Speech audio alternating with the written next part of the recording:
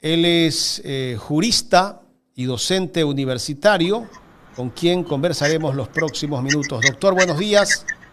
Gracias por acompañarnos en esta mañana aquí en Ecuador en Directo. Buenos días. Para mí es un honor y un orgullo estar con ustedes.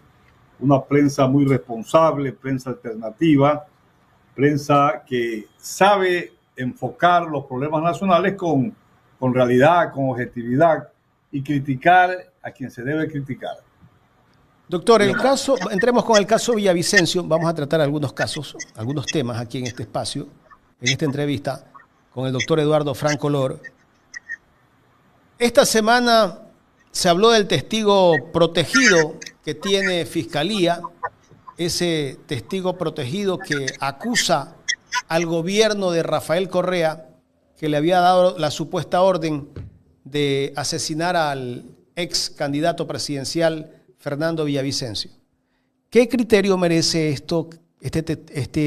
esta presentación de este testigo protegido y con los argumentos que son simplemente palabras? No veo que presentan pruebas porque los otros ya están asesinados.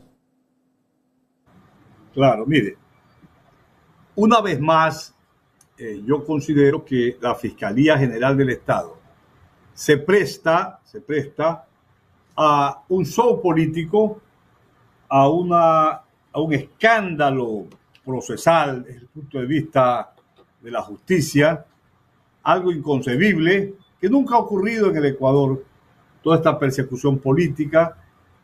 Ahora el testigo protegido, entre comillas, protegido por la fiscal, ¿no?, ha dicho que habló este testigo protegido, que parecería ser, ni siquiera lo identifican con el nombre y apellido, parecería ser que es un tal Invisible, le llaman el Invisible, que está detenido, es un supuesto autor mediato con su mujer, que está detenida también, dicen, en la cárcel de Cotopaxi, autor mediato del asesinato cruel y a mansalva que tuvo el ex candidato presidencial y ex asambleísta Fernando Villavicencio el día miércoles 9 de agosto del año pasado. Crimen que todo el Ecuador condenó, porque a un ser humano no se lo puede asesinar así tan miserablemente, aunque entiendo que eran opositores con el movimiento político de Revolución Ciudadana. Una cosa es ser oposición política y otra cosa es vivir en una etapa de canibalismo, en una etapa sangrienta. Todos los partidos y movimientos políticos repudiaron justamente este crimen. Pero claro, al día siguiente, era en plena campaña electoral, faltaban creo 15 días para el 15 de agosto, que era la primera vuelta, y de acuerdo con los índices ya científicos de estas empresas encuestadoras, doña Luisa González ganaba en primera vuelta. La abogada Luisa González, candidata del Movimiento Revolución Ciudadana, lista 5.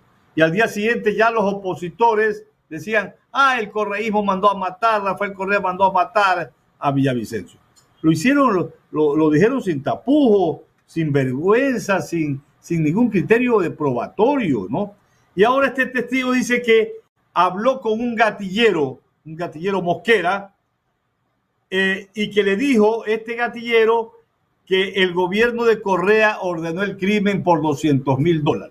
Y resulta que esta persona que le dijo, este gatillero que le dijo esto al testigo protegido, fue uno de los 7 u 8 criminales que asesinaron justamente en La Roca, entiendo, del año pasado, que todavía no hay una explicación racional del SNAI, porque la policía y el SNAI y parte del ejército estaban en control de las cárceles del país. Entonces, eso no tiene valor probatorio. No hay ninguna... ¿Por qué? Porque no puede haber ninguna contrastación. El que le dijo eso al testigo protegido está asesinado.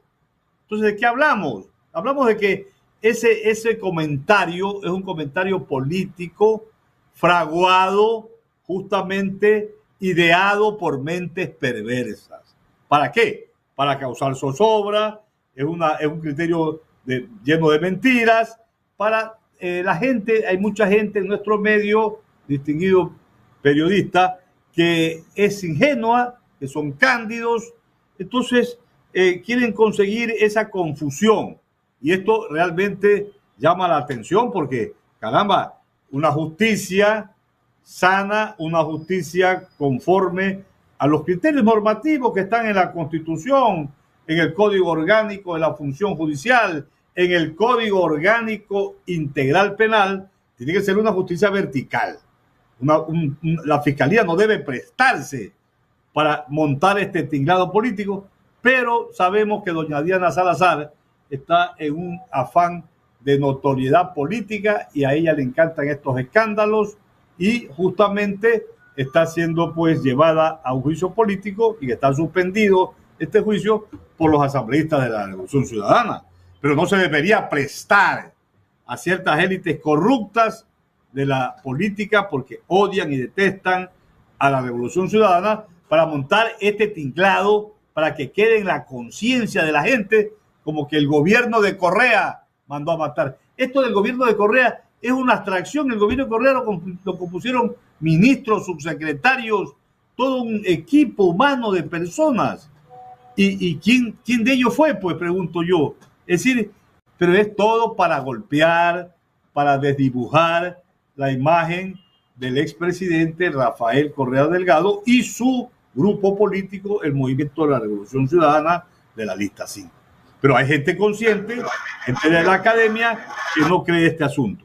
Vea, yo tengo, como dije en un tuit, Jaime, 44 años de abogado y nunca se ha visto esta desvergüenza en la historia judicial ecuatoriana. Jamás se ha visto una cosa que un asambleísta dice tal cosa, muy suelto del hueso, le echan la culpa de una muerte a una persona o a varias personas sin documentos, sin evidencias probatorias. Esto ni siquiera se vio. Yo era estudiante cuando ocurrió el gobierno del año 1972 al 76 del general Guillermo Rodríguez Lara, que era un dictador y que vive todavía, ¿no? Ni siquiera en la dictadura militar que siguió a Rodríguez Lara el Consejo Supremo de Gobierno del año 1976 al 79.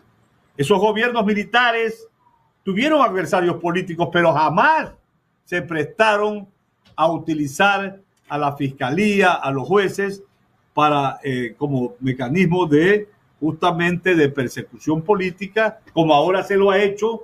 Todos le echan la culpa a Correa. La culpa es de Correa. Claro, como estamos en etapa ya electoral, ahora en septiembre de este año son las inscripciones de los candidatos asambleístas, de los candidatos a la presidencia y a la vicepresidencia de la República, quieren causar justamente zozobra, miedo, desdibujar imágenes. Entonces, en una etapa, en un sistema democrático auténtico, esto no debería ocurrir, porque la política es una ciencia y un arte. ¿Para qué? Para llegar al poder, a las funciones estatales, para que el bien común triunfe, pero no con estas zancadillas de una manera totalmente chuecas y fraudulentas. Doctor, yo no sé si usted vio un video donde se publicó en varias cuentas de redes sociales y vi que el expresidente Rafael Correa también lo había replicado en su cuenta de X, del supuesto testigo protegido que habla en ese video que lo presionaron para acusar a la Revolución Ciudadana o al gobierno de Correa. Vea, los testigos protegidos es una figura valedera en el derecho procesal penal, en la norma. Pero bueno, un testigo protegido, esta fiscalía tiene testigos protegidos en todos los casos, ¿verdad? Claro, en este caso, el que usted hace mención, él denunció que había sido presionado. No puede ser que a los cooperadores eficaces, a los testigos protegidos, los presione la fiscalía, decirle, te bajo la pena, te protejo, pero culpa a tal persona. Échale la culpa a tal persona. Eso es fraude, eso es trampa, eso es justicia, eso es la antijusticia. Eso es lo que nosotros estamos. Yo soy magíster en ciencias penales y criminológicas, soy doctor equivalente al PhD en ciencias jurídicas y profesor universitario, y yo me lleno de indignación realmente como ciudadano ecuatoriano que nuestra justicia penal a nivel de la Fiscalía General del Estado y a nivel de muchos jueces de la Corte Nacional de Justicia en el área penal hayan descendido tan bajo y que sean obsecuentes al poder de turno. Usted como abogado, cuando ve cómo actúa esta justicia y como docente universitario donde usted tiene que debatir todos estos casos con sus estudiantes, me imagino que cuando usted está dando la clase, estos temas también se los plantea para debatirlos con los estudiantes. ¿Qué respuesta darle a los estudiantes de todo lo que vemos que hace la justicia en este país, tanto la fiscalía como los jueces, que acusan a veces por perseguir a la gente? Vea, como le dije anteriormente, me lleno de indignación, no solamente yo, la mayoría del pueblo ecuatoriano y muchos juristas, pero yo soy maestro, soy profesor universitario, y de la indignación no pasa pues a la depresión, porque yo tengo un espíritu de resiliencia y de lucha y de combate, y tengo esperanzas, y no me siento un iluso. Creo que esto tiene que terminar. Creo que esto va a terminar. Esta etapa luctuosa, negra de la Fiscalía General del Estado llegará un momento que va a terminar, porque más somos las personas positivas, y a mis alumnos, que son las nuevas generaciones de futuros juristas, los nuevos maestros, se les enseña ética profesional, ética judicial, que es lo que se necesita en el Ecuador, en medio de tanta zozobra, de tantos jueces también que han caído en las tentaciones económicas y en corrupción, en el caso Metástasis, del caso Purga. Han habido corrupciones, pero también en la función judicial hay juezas y jueces dignos y que realmente merecen el cargo de jueces. Pero la Fiscalía General del Estado, de la doctora Diana Salazar, ha desdibujado la buena imagen que tiene que tener una fiscalía. De acuerdo con la Constitución y las leyes, la fiscalía tiene que actuar en la etapa preprocesal penal, en la investigación de los delitos, para determinar en esa investigación si procede o no formular cargos. Pero ella está ensimismada en atacar, en desfigurar a todo lo que significa revolución ciudadana, a todo lo que significa el legado histórico de Rafael Correa Delgado. Y eso está muy mal, muy mal. Claro, doctor, en este caso del asesinato de Villavicencio, desde el primer día, el día que lo asesinaron, salieron a acusarlo al expresidente Rafael Correa, el presidente Guillermo Lasso en ese entonces. Salió el señor Otto Sonnenholzner. Recuerdo que hicieron especies de ruedas de prensa. Había un plan, había un propósito para lo que se venía después del asesinato de Villavicencio. Claro, el propósito de la oposición, de gente totalmente descalificada desde el punto de vista moral, Sonnenholzner y el gobierno de Lasso, porque mire, a mí me parece un corazón podrido quien acusa a alguien de asesinato sin pruebas, y todo con el ánimo político de perjudicar a la candidata que iba a ganar en la primera vuelta, la doctora Luisa González. La idea era perversa, porque quería decir, yo voy a decir esta mentira, algo saco electoralmente, y efectivamente Luisa fue perdiendo 2 puntos diarios, 1 punto diario, y pasó a la segunda vuelta, porque ella ganaba en la primera vuelta. Entonces el objetivo era ese, fue un objetivo tramposo, fraudulento, malévolo de Sonnenholzner o de quienes todavía. Vea, decir proteger a un testigo protegido en un evento, y la prensa dominante se presta para eso, porque mire, las actuaciones usaba judiciales casi que directamente. Vea, las actuaciones judiciales no pueden ser Doctor, grabadas. la prensa también lo acusaba casi que directamente al correísmo del asesinato, de la muerte de Fernando Villavicencio. Salieron los familiares de Villavicencio a acusar al correísmo, después la señora Zarauz, incluso hasta ahora, y de repente hace poco escuchaba a la señora Zarauz que terminaba acusando a los lobos. Vea, ¿cómo acusan a Rafael Correa? ¿Cómo acusan al correísmo? Les dicen, el culpable del asesinato es el correísmo, es Rafael Correa, porque Fernando Villavicencio los denunció. Esas eran las pruebas. Acusan de labios para afuera, pero en materia penal, para acusar algo a alguien del cometimiento de una infracción, tiene que haber pruebas documentales, pruebas periciales o pruebas testimoniales fehacientes. Ahora salen con el testigo protegido que el muerto le dijo tal cosa. ¿Cómo se va a comprobar que eso es verdad? ¿Cómo se va a comprobar que el tal Mosquera, que era un gatillero y uno de los 7 que asesinaron, ellos mataron a Villavicencio y los mataron a ellos, le dijo tal cosa? ¿Cómo se va a comprobar? Es decir, ¿cómo se va a contrastar, a verificar que dijo el tal gatillero es verdad o no? Si ya está muerto, pues. Eso fue un invento, pues. Además que es forzada la declaración del supuesto testigo protegido, porque decir el culpable es el gobierno de Correa. El gobierno de Correa no existe hace 7 años. El gobierno de Correa es un concepto multipersonal de mucha gente. Doctor, el gatillero que asesina a Villavicencio es detenido. La policía lo lleva a una sala de flagrancia en fiscalía, ¿verdad? Estando bien herido. O sea, esto demuestra que... Y en la esquina estaba una clínica. En la esquina había una clínica. ¿Cómo entender esto, doctor?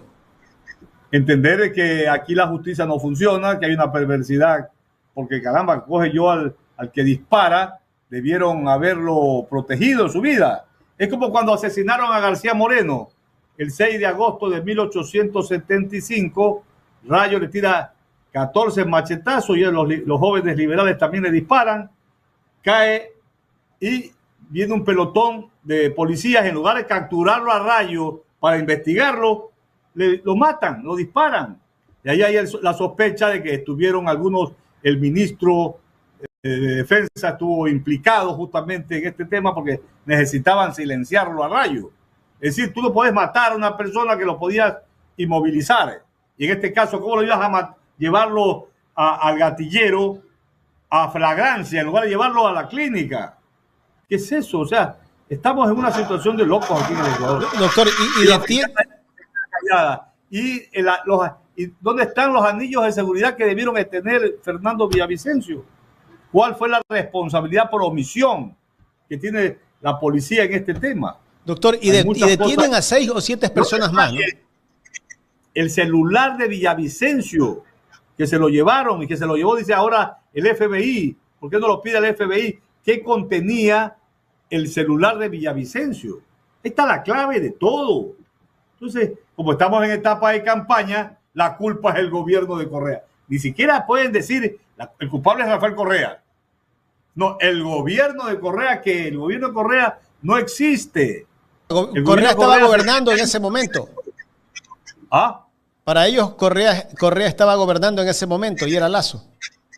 Una locura, una locura. Los 6 detenidos que cayeron, que justamente en ese día creo que los detuvieron, o después, a los otros 6 o 7 detenidos que después fueron asesinados también, lo acusan a Correa que los mandó a asesinar a estas personas. Bueno, esa parte no, yo no he escuchado esa parte, ya sería el colmo, pues. O sea, Correa tiene... Es que Correa era que los había mandado a asesinar. Psíquico domina las cárceles, entonces Correa por influjo psíquico, porque ahora el influjo psíquico, que es otra perversidad cometida a un hombre inocente, Correa es inocente en el caso Sobornos, y lo sentencian por influjo psíquico, porque dice una parte de la sentencia que Correa como presidente dominaba como autócrata a todas las funciones del Estado y por influjo psíquico cometió el delito. Una barbaridad que no resiste un análisis serio, científico, desde el punto de vista procesal penal. Sin embargo, aquí la gente está satisfecha porque lo que querían conseguir lo consiguieron. Con la sentencia del caso Sobornos, que Rafael Correa no sea candidato a la vicepresidencia para las elecciones del 2021.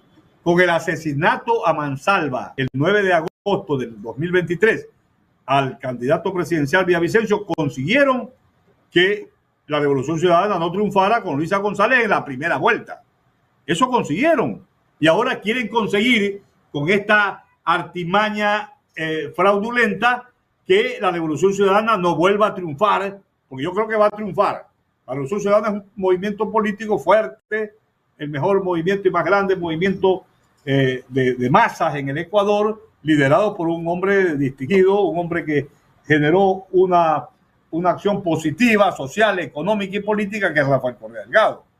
Y yo pienso que el día que estos entuertos sean enderezados y sean terminados y anulados los juicios contra Correa, cuando venga Correa volverá a ganar. ¿Por qué? Porque el pueblo ecuatoriano sabe que Correa es un líder que cumplió, es un hombre que fue un gran presidente y volverá a triunfar electoralmente para llevar al Ecuador a mejores días. Pero claro, como estamos en etapa electoral, y yo creo que ahora en el mes de agosto que se realizan las elecciones internas, yo pienso que Luisa González, que es la mejor opción para triunfar en febrero del 2025, va a ser candidata a la presidencia. Entonces ya comienzan a hablar de que el gatillero muerto habló. O sea, el muerto va a hablar en el futuro. Doctor, me pasa una pregunta Omar Novoa, un fiel seguidor de este espacio. Dice que le consulte si hay investigación de los criminales asesinados. Justamente creo que esa pregunta era la que yo le hacía, que habían unos criminales que también estaban detenidos, que fueron asesinados en la cárcel y que lo terminaban acusando a Correa. O sea, las causas de la muerte de los asesinados en la cárcel no hay una investigación, la fiscalía no ha dado a conocerla, porque esa gente fue cruelmente asesinada, pero ninguno de ellos ha dicho, ni tampoco Mosquera. Yo sé que ese criterio del testigo protegido no merece ninguna credibilidad, porque ¿cómo lo vas a contrastar? Hay que llamar al muerto del más allá. Bueno, vamos a otro tema, doctor. El caso Jorge Glass. Detenido ahora en La Roca, después del asalto que hizo el gobierno a la Embajada de México. Resulta que ahora Jorge Glass podría ser el nuevo trofeo del gobierno, porque para todo habla de Jorge Glass, Daniel Novoa. Este gobierno se ha debilitado estrepitosamente por sus permanentes y reiteradas mentiras, porque mire, en campaña y a los primeros meses del gobierno dijo que él no se iba a prestar para ninguna retaliación política, que era un hombre de centro y obviamente, si lo dice un presidente de la República, aunque joven, la gente piensa que es un hombre serio.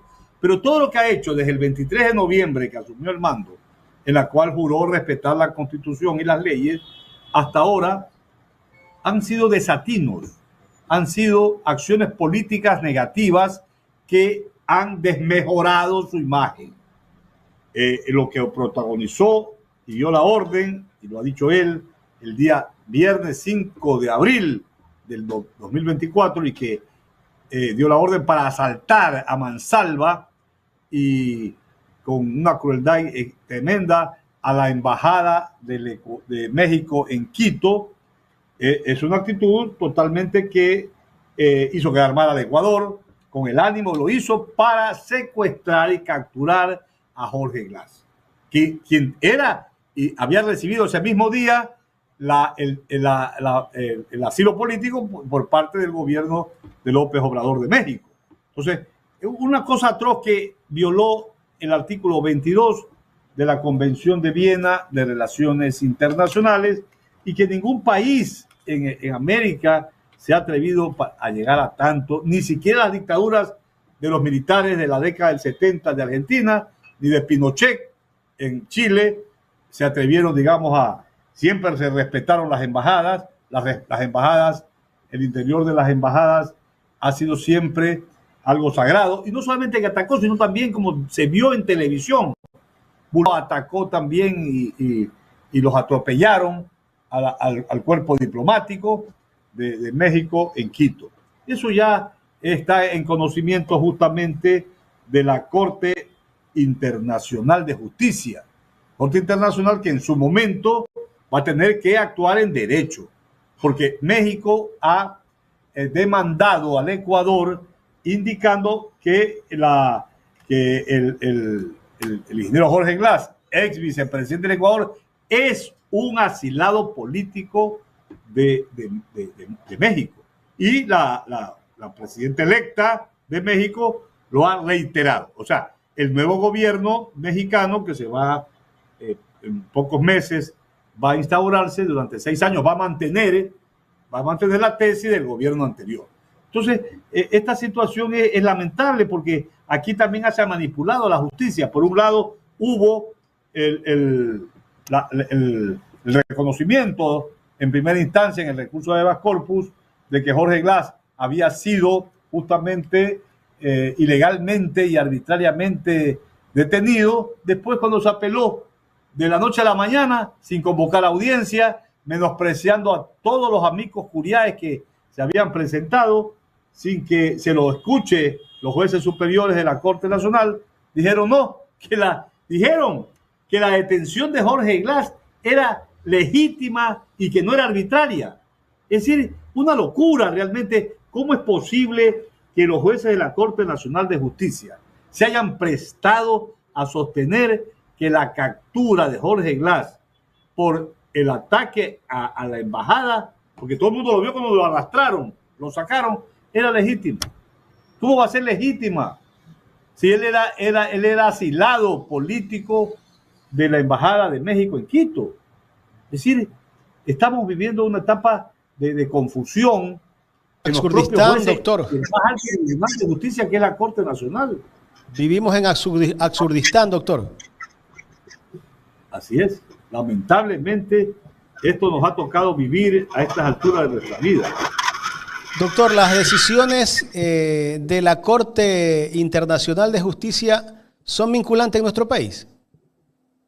Pero por supuesto, mire, antes de pasar ese punto, para terminar con el tema de aquí, de la sentencia del segundo nivel de Jorge Glass, que fue el 31 de mayo, ¿ya?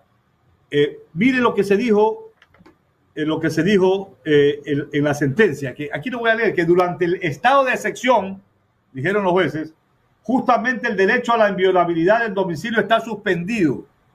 O sea que podían entrar a cualquier embajada. Es que no era un domicilio común. El estado de excepción rige para el Ecuador, pero no para el territorio mexicano. Las embajadas corresponden al territorio en la cual rige la bandera. En la Embajada de México en Quito, al interior no es claro que es una ficción jurídica, es territorio mexicano. Entonces aquí no rige el estado de excepción. Esta soquetada se atrevieron a decir los jueces que dijeron que la sentencia era legítima porque estábamos en estado de excepción. Entonces en estado de excepción vale el atropello. Oiga, ¿cómo quedamos a nivel internacional? A nivel de la Corte, ahí para tu pregunta, de los jueces de la Corte Internacional de Justicia con sede en La Haya. Estamos quedando como un país de salvajes, un país en el cual no rige el Estado de Derecho, sino el estado de la barbarie. Lo que han hecho contra Jorge Glass es una barbarie tremenda. Y es un hombre inocente, porque además, mire, yo lo defendí a Jorge el año 2017-2018 en el primer caso de asociación ilícita. Allí nunca hubo prueba contra él. Y ya justamente una jueza dijo que los 13 millones que se alegaba en la sentencia, que eran del tío de Jorge Glass, para darle el dinero a Jorge Glass, esos 13 millones se depositaron en una cuenta de la compañía Glory. Y la compañía Glory no es de Jorge Glass. Y la compañía Glory International tampoco es de Ricardo Rivera, el tío que falleció, que también estuvo implicado en este asunto. Y después de esos 13 millones son legales y le han devuelto el dinero a Topics, al padre del candidato que siempre ha sido. ¿Qué ofreció devolver ese dinero?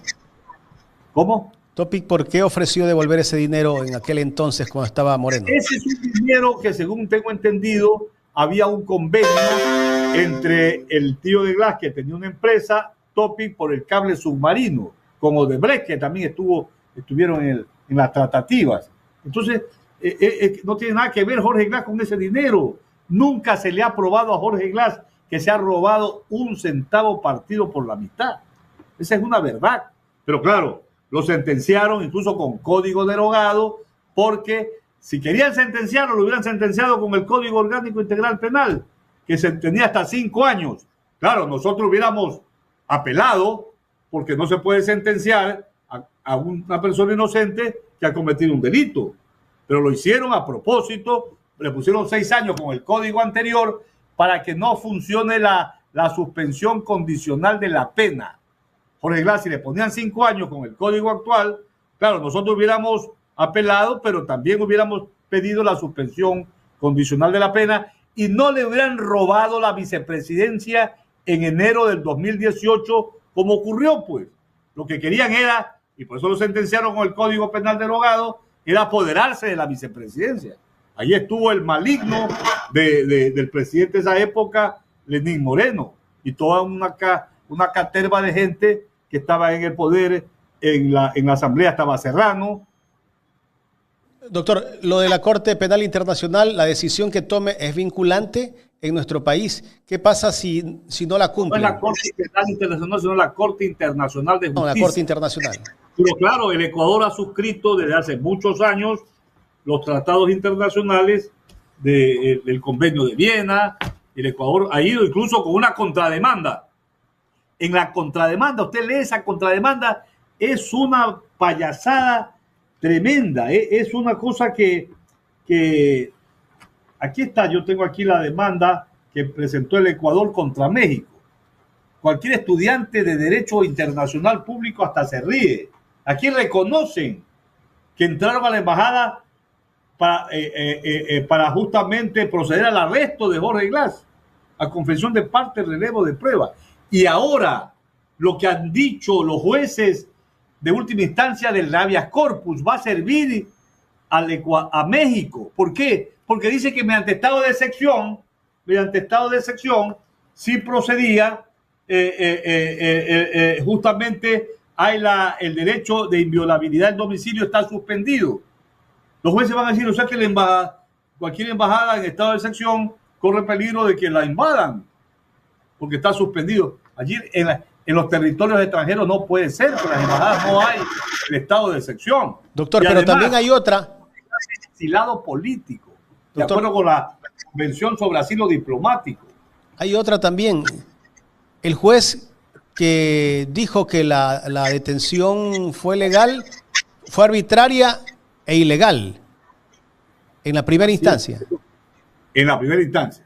Y dijeron lo contrario los jueces de la apelación, que no se permitió la fundamentación oral de la apelación. Hubieron muchas instituciones y personalidades como el expresidente de Argentina, Fernández, que es penalista, el exministro de la Corte de Justicia de Costa Rica, el eminente Eugenio Raúl Zaffaroni. No le permitieron a nadie, entre gallos y medianoche notificaron el habeas corpus. Es decir, la justicia no funciona para Jorge Glass en el Ecuador, definitivamente. Y es un trofeo de campaña para el presidente Jorge Glass en este momento, ¿no? Sí, un trofeo de campaña, pero la gente está despertando. La gente está despertando. La gente está adquiriendo conciencia de que le están, digamos, mintiendo y que esto es una persecución infame, violatoria de los derechos humanos. Bueno, doctor, iba a tocar un tema que pendiente, el caso de la Liga Azul. Si tiene 5 minutos lo tratamos, si no lo dejamos para otro momento. Mira, de la Liga Azul me gustaría tratarlo rapidito. Mire, he leído información de que la señora Pamela Troya y el abogado Bexman. Tengo las declaraciones de Pamela Troya, si quieres las ponemos para analizarlas. Sí, póngala.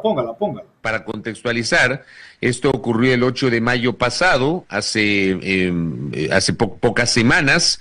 El Tribunal Contencioso multó con $22,000 a Allen Berbera y suspendió sus derechos políticos, y habla justamente la nota, estoy dando lectura a la nota del portal Primicias, de una denuncia que había sido presentada el 6 de abril del año anterior por el hoy consejero Juan Esteban Guarderas, tanto contra Allen Berbera cuanto por la abogada Marcela Guiñaga, actual prefecta del Guayas, quien en ese momento ocupaba la presidencia del Movimiento Revolución Ciudadana.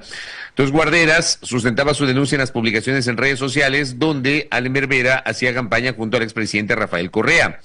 De acuerdo a la sentencia, se recordó que se prohíbe a los partidos y candidatos realizar actividades proselitistas para un puesto en el Consejo de Participación Ciudadana, etcétera. En el caso de la abogada Guiñaga, se ratificó su estado de inocencia por falta de pruebas. Pero es verdad, la sanción exclusivamente a Allen Berbera, pero no al resto de candidatos. Así es, Fabricio, porque la denuncia fue planteada en esos términos. No es porque el Tribunal Contencioso Electoral haya querido solo generar una sanción contra Allen Berbera, es porque la denuncia inicial de Guarderas se especificó solo hacia Allen Berbera, que es un cuestionamiento mío, no entiendo por qué no lo hizo hacia toda la Liga Azul, y entiendo que sería porque él, si salía Vera, entraba él. Entonces, la razón por la que ahora Santiago Vedasquez explicará con más detalle cuáles son los artículos y demás que existen en esta infracción, es porque nos parece injusto.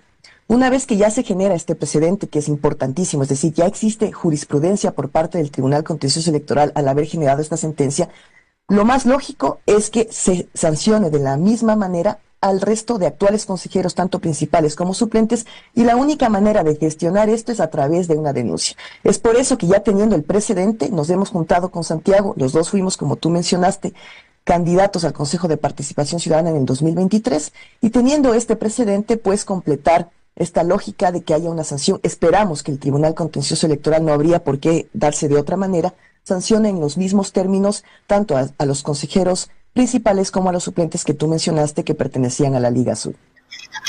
Bueno, ahí está Pamela Troya, una de las denunciantes, ex candidata a consejera de Participación Ciudadana. Seguramente quieren destituir a todos los de la Liga Azul.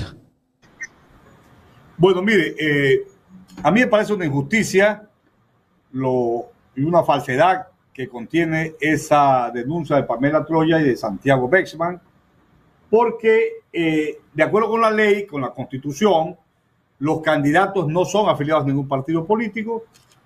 En el caso particular, yo jamás, en toda mi vida, tengo 69 años de edad, jamás me he afiliado a un partido político legal, ni movimiento político legalmente reconocido, y mi campaña fue una campaña ciudadana.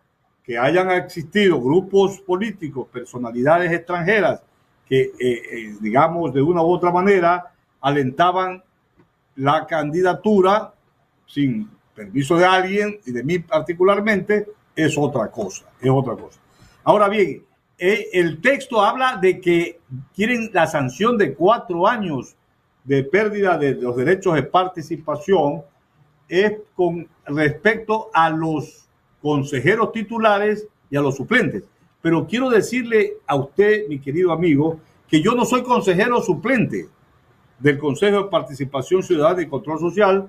Yo fui candidato en las elecciones de febrero del 2023, quedé en 5º lugar en la lista de hombres, ganaron 3 principales y obviamente yo no me he posesionado, no he ido al Consejo Nacional Electoral, no me entregaron la credencial.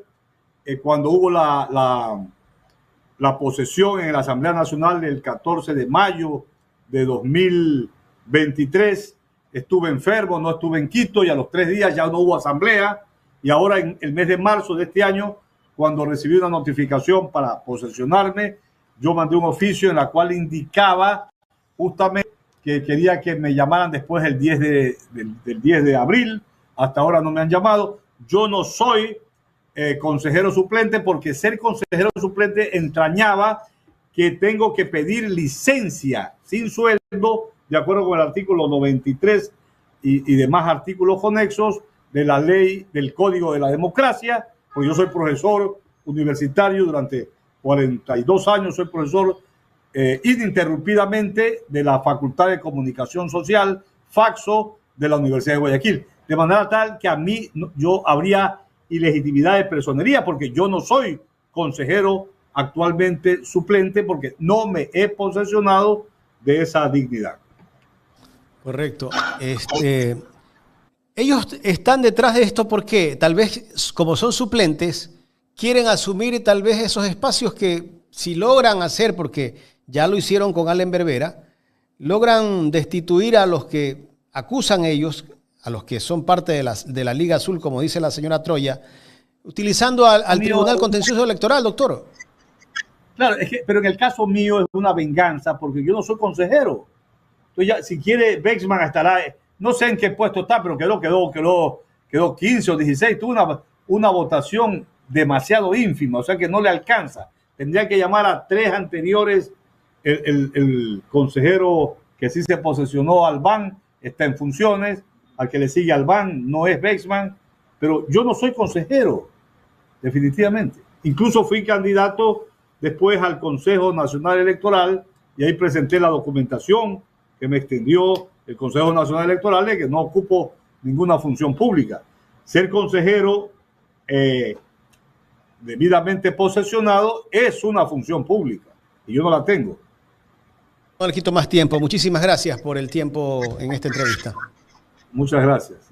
El doctor Eduardo Franco Loor, docente universitario y analista político, jurista, conversando con nosotros en esta mañana en Los Especialistas. Las personas conectadas los invito a poner